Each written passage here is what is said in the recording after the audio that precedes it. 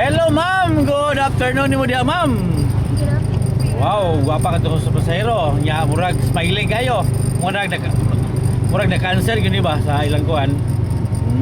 Asa kita ba dong ma'am sa City Square?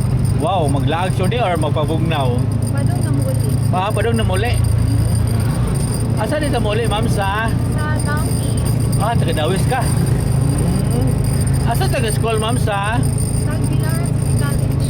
Okay. Unsa course na to diya ma'am? Office ad. Office ad. Okay. So unsa year na to ma'am? Third year. Third year. Wow, congrats kay abot na tag third year di ay. Okay.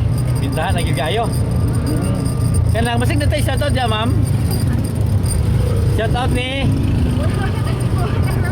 wala lang igagaw classmate, amiga or sa man, mama or diling di ka mo shout out. First time na to ma'am. Melissa. Ma'am Melissa kanang pwede ta mo tanaw gusto man ta kanang eskwela man ta kanang nay uyab wala pa ana di ay wow kanang tagasa tong uyab ma'am taga Cebu. Unsa man kibaw na si mama or wala pa? Kibaw na si mama di ay. Mayo kay kibaw na nimo. Kay aron wan ba di maglaom ba nga? Kanang dugay na mo ni sir ma'am. Yes, dear. Unsa mo ina niya ma'am nga kuan? Kanang siya medyo imuhag yun na kunan napilian. Unsa may ina ni sir? Butan or sa man kanang awayon o ha? Kanang og makakita si sir ma'am sa may message mo niya.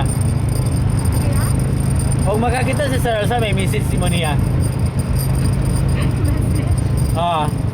Message lang niya kay hi be musta ano rago no? Sa man? Di mo ka? Mag-amping kanina. Wow! Sweet kay si ma'am dahil mag-amping kali yung dahil.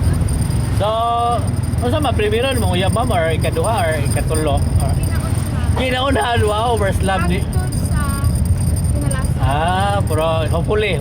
Yes. Wala ta kay ba sa panahon. Mahirap po kuno magsalita nang hindi tapos. So hopefully nga po nga kuan. So thank you ma'am sa atong interview og ini la short sa atong mga viewers ma'am.